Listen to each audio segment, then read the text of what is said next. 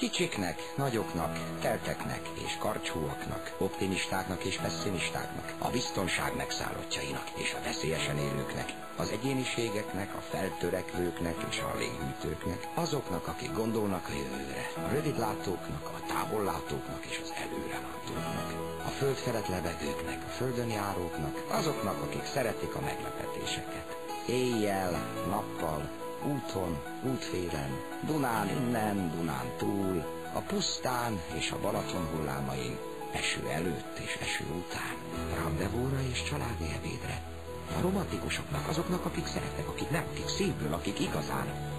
A beilleszkedőknek, a kiemelkedőknek, a tiszta lelkűeknek, a mosolygósaknak, a zárkózottaknak és a boldogságtól ordítóknak. Egyedül, kettesben, együtt a családdal, neked és nekem, nekünk, mindenkinek.